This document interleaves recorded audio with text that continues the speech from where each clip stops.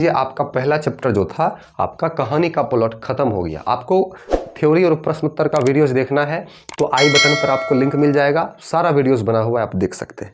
हमारा दूसरा चैप्टर शुरू होता है, ध्यान दीजिएगा। दूसरा चैप्टर है भारत का पुरातन विद्यापीठ नालंदा, और इनके लेखक हैं डॉक्टर राजेंद्र प्रसाद, जो भारत के प्रथम राष्ट्रपति भी हैं और इनका जन्म बिहार में ही हुआ था। ठीक है, इनके बारे में जान गए। अब क्वेश्चन पर आते हैं कि राजेंद्र प्रसाद का जन्म कब हुआ था। तो ऑप्शन ए होगा 1884 को। राजेंद्र प्रसाद का जन्म 1884 को हुआ था। ठीक है, दूसरा प्रश्न है कि उनका जन्म किस जिला में हुआ था।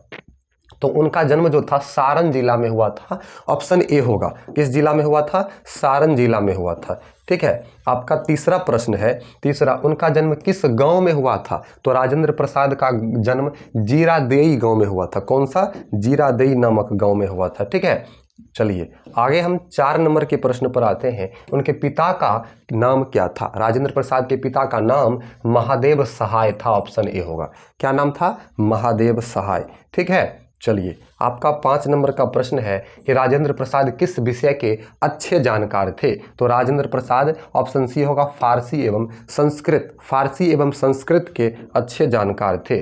ठीक है, चलिए आपका 6 नंबर का प्रश्न होगा, वे किसका शौकीन थे।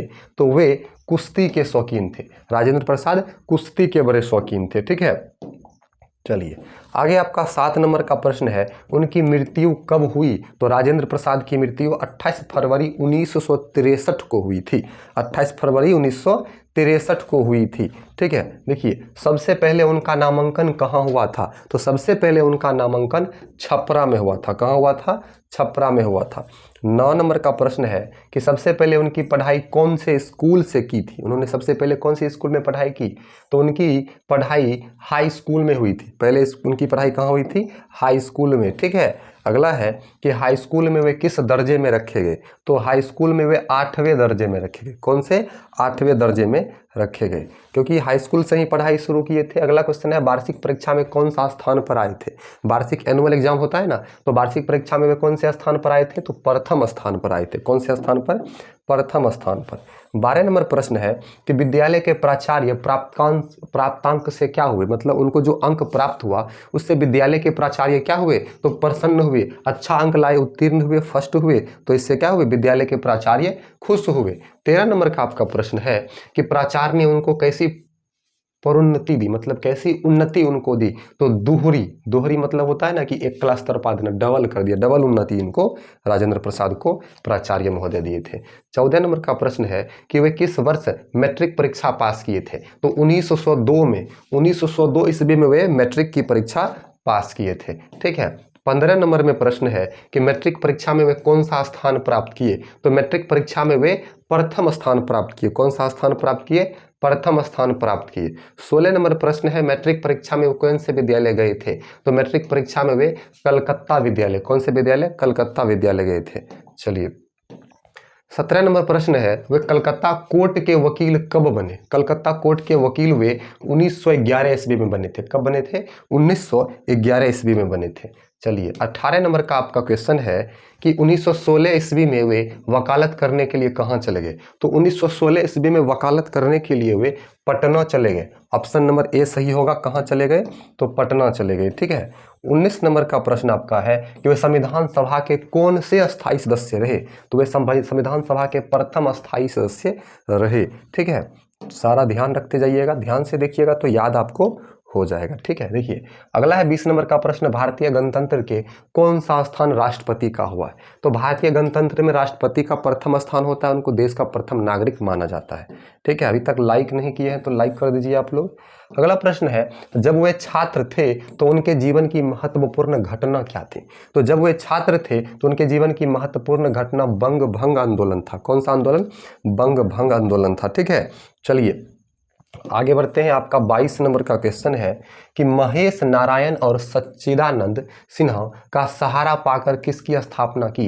तो महेश नारायण और सच्चिदानंद सिन्हा का सहारा पाकर उन्होंने बिहार स्टूडेंट्स कॉन्फ्रेंस की स्थापना की। ऑप्शन ए सही होगा, बिहार स्टूडेंट्स कॉन्फ्रेंस की स्थापना किया। यह पाठ तत्कालीन किस व्यवस्था की झांकी पेश करती है। तो यह जो पाठ है यह या जो है तत्कालीन शिक्षा व्यवस्था की झांकी पेश करता है। Option number A. आपका 24 नंबर प्रश्न है कि हमारे प्राचीन भारतीय शिक्षा एवं विधा केंद्रों में कौन सा स्वरूप दिखलाई पड़ता है? तो हमारे प्राचीन भारतीय शिक्षा एवं विधा केंद्रों में महानतम स्वरूप दिखलाई पड़ता है। ऑप्शन ए होगा, ऑप्शन ए होगा। 25 नंबर प्रश्न है, कौन हमारे इतिहास का गौरवपूर्ण गाथा को समेटे है? तो कौन हमारे इतिहास के गौरवपूर्ण गाथा को? तो नालंदा होगा। ठीक है, 25 का ऑप्शन ए होगा, नालंदा। ठीक है, चलिए अगला 26 नंबर प्रश्न है कि डॉक्टर राजेंद्र प्रसाद स्वतंत्र भारत के प्रथम क्या थे? तो शुरू में बताए थे आपको, स्वतंत्र भारत के प्रथम राष्ट्रपति, प्रेसिडेंट ऑफ इंडिया, प्रथम राष्ट्रपति भारत के थे। 27 नंबर प्रश्न है कि वर्तमान नालंदा के जो गर्म कुंडों से 7 मील दूर पर क्या है? तो राजगिरी है। क्या है? राजगिरी। चलिए अगला प्रश्न है 28 नंबर आपका कि नालंदा के खंडहर प्रदेश किस जिले में है? तो ऑप्शन ए होगा, नालंदा नाम ही है और नालंदा जिले में ही है। ठीक है, चलिए आगे बढ़ते हैं। आपका 29 नंबर प्रश्न, किस सम्राट के समय युआन चांग इस देश में आया था? तो इसका ऑप्शन ए होगा, हर्षवर्धन। हर्षवर्धन के समय युआन चांग भारत आया था। ठीक है, चलिए 30 नंबर का आपका प्रश्न है, नालंदा के तंत्र विद्या या तंत्र विधा के कौन कौन से प्रमुख आचार्य तिब्बत गए थे? तो ऑप्शन ए होगा, कमलजीत।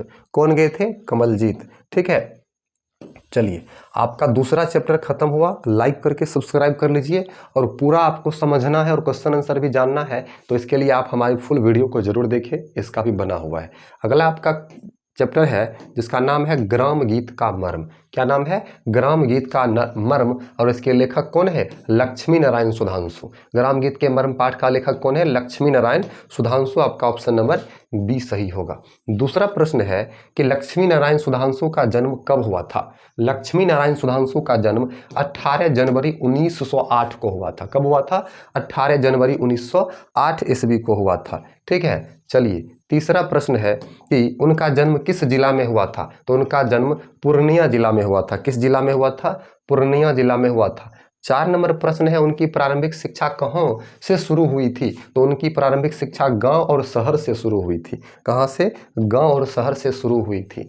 5 नंबर का प्रश्न है, उन्होंने काशी हिंदू विश्वविद्यालय से हिंदी भाषा और साहित्य में क्या पास हुए? तो काशी हिंदू विश्वविद्यालय से उन्होंने भाषा और साहित्य में क्या पास हुए? तो MA पास हुए। क्या पास हुए थे? MA, master of arts. Master of arts. ठीक है, आप BA के बाद MA कीजिएगा। 6 नंबर में है, वे कब से राजनीतिक में गहरी रुचि लेने लगे? कब से राजनीतिक में गहरी रुचि लेने लगे थे? तो छात्र जीवन से। कब से? जब वे छात्र थे तभी से। ठीक है, अगला आपका 7 नंबर का प्रश्न है, आज़ादी की लड़ाई। ठीक है, आज़ादी की लड़ाई में उन्होंने कैसी भागीदारी निभाई? तो आज़ादी की लड़ाई में उन्होंने सक्रिय भागीदारी निभाई। कैसी भागीदारी निभाई? सक्रिय भागीदारी निभाई। ठीक है, चलिए आगे बढ़ते हैं। देखिए 8 नंबर क्वेश्चन है कि वे कौन से आंदोलन में जेल गए? तो ऑप्शन ए होगा 1942। 1942 के आंदोलन में वे जेल गए। ठीक है, चलिए 9 नंबर प्रश्न है, उनका उपन्यास का नाम क्या था? तो ऑप्शन ए होगा भ्रातृप्रेम। उनके उपन्यास का नाम क्या था? भ्रातृप्रेम, मतलब भाईचारा या कह सकते हैं भाई का प्रेम। अगला प्रश्न है, उन्होंने अपना उपन्यास कब लिखा? तो उन्होंने अपना उपन्यास 1926 ईस्वी में लिखा। कब लिखा? 1926 ईस्वी में। लक्ष्मी नारायण सुधांशु, ग्राम गीत का मर्म चैप्टर का नाम है। देखिए उनकी 2 कहानी गुलाब की कलियां और रसरंज कब प्रकाशित हुई? तो ये प्रकाशित 1928 से 29 ईस्वी में हुई। 1928 से 1929 ईस्वी में हुई। आपका 12 नंबर का क्वेश्चन है, 12 नंबर का, कि साहित्यिक क्षेत्र में उनकी विशेष प्रसिद्धि किस समीक्षक के रूप में हुई? तो ऑप्शन ए होगा सुधी। कौन से? सुधी समीक्षक के रूप में हुई। ठीक है, 13 नंबर का प्रश्न है कि सुधांशु जी समर्थ पत्रकार और उच्च कोटि के कैसे लेखक थे? तो उच्च कोटि के संस्मरण लेखक थे। कैसे लेखक थे? संस्मरण लेखक थे। ठीक है, 14 नंबर प्रश्न है कि उनकी मशहूर पत्रिका का कैसा था? उनकी मशहूर पत्रिका कैसा था? तो अवंतिका था। कौन था? अवंतिका, जो मशहूर पत्रिका था। ठीक है, अगला प्रश्न आपका आ जाता है, उनके संस्मरणों का संग्रह व्यक्तित्व की झांकियां कब प्रकाशित हुआ? तो 1971, 1971 में प्रकाशित हुआ। 16 नंबर का प्रश्न है, उनका प्रसिद्ध गद्य काव्य कौन सा है? वियोग। कौन सा है? वियोग। प्रसिद्ध गद्य काव्य कौन सा है? वियोग। ध्यान दीजिएगा, आगे बढ़ते हैं। लाइक कर दीजिए, अभी तक लाइक नहीं किए हैं तो, ठीक है। 17 नंबर का प्रश्न है, उन्होंने अपनी पहली रचना किसकी आकस्मिक निधन पर की थी? तो उन्होंने अपनी पहली रचना अपनी पहली पत्नी की आकस्मिक मृत्यु पर की थी, निधन पर की थी, ठीक है। 18 नंबर प्रश्न है कि बिहार के किस भाषा परिषद के जन्मदाताओं में उनकी गणना होती है? तो बिहार राष्ट्र भाषा परिषद के जन्मदाताओं में उनकी गणना होती है, ठीक है। आपका 19 नंबर क्वेश्चन है कि उसके संचालक मंडल के आजीवन क्या रहे थे? तो संचालक मंडल के आजीवन सदस्य रहे थे। क्या रहे थे? सदस्य रहे थे, ठीक है। 20 नंबर का प्रश्न है, उन्होंने कई शिक्षण और कला संस्थान की क्या थी? तो उन्होंने कई शिक्षण और कला संस्थान की क्या की? स्थापना किए, ठीक है, स्थापना किए। चलिए 21 नंबर का प्रश्न है कि वे एक साथ साहित्यकार, राजनीतिज्ञ और सामाजिक क्या थे? तो कार्यकर्ता थे। क्या थे? सामाजिक कार्यकर्ता थे, एक साथ इतने सारे कार्य करते थे। 22 नंबर का प्रश्न है, सुधांशु जी ने ग्राम गीत में कैसा उद्घाटन किया? तो ग्राम गीत के मर्म का कैसा उद्घाटन किया? मर्म का उद्घाटन किया, ठीक है। चलिए 23 नंबर का प्रश्न है कि ग्राम गीत का उद्भव और उसकी प्रकृति का अनुसंधान करते हुए उन्होंने क्या किया? तो उन्होंने उसका प्रतिपादित किया। क्या किया? उसको प्रतिपादित किया। चलिए आगे बढ़ते हैं, ध्यान दीजिए। अगला आपका 24 नंबर का प्रश्न है कि बच्चे किनकी कहानियां सुनने को ज़्यादा उत्सुक रहते हैं? तो बच्चे भूत प्रेत की कहानियां सुनने को ज़्यादा उत्सुक होते हैं, भूत प्रेत की कहानियां, ठीक है। देखिए 25 नंबर का प्रश्न है कि मेघदूत बनकर किसका प्रेम संदेश ले गया था? तो मेघदूत बनकर वह विरही यक्ष का प्रेम संदेश ले गया था, विरही यक्ष का, ठीक है। आपका 26 नंबर का प्रश्न है कि आदि कवि में रामायण राम कथा किसने लिखी थी? तो आदि कवि में रामायण राम कथा ऑप्शन ए होगा वाल्मीकि ने लिखी थी। किसने लिखी थी? वाल्मीकि ने लिखी थी, ठीक है। चलिए 27 नंबर का प्रश्न है कि मेघदूत कविवर किसकी काव्य रचना है? तो मेघदूत कविवर कालिदास की काव्य रचना है। किसकी काव्य रचना है? तो कालिदास की काव्य रचना है, ठीक है। 28 नंबर प्रश्न है कि ग्राम गीतों में हमारी सभ्यता और किसकी चित्र वर्णित है? तो हमारी सभ्यता और संस्कृति की चित्र वर्णित है। आपका 29 नंबर का प्रश्न है, ग्राम गीत ही कला गीतों का क्या है? तो ग्राम गीत ही कला गीतों का मेरुदंड है, ठीक है, कला गीतों का मेरुदंड है। आपका 30 नंबर का प्रश्न है, महिलाएं किसको दूर करने के लिए गीत गाती है? तो थकावट को। ऑप्शन ए होगा, किसको? थकावट को दूर करने के लिए गीत गाती है। तो आपका ये भी चैप्टर खत्म हुआ।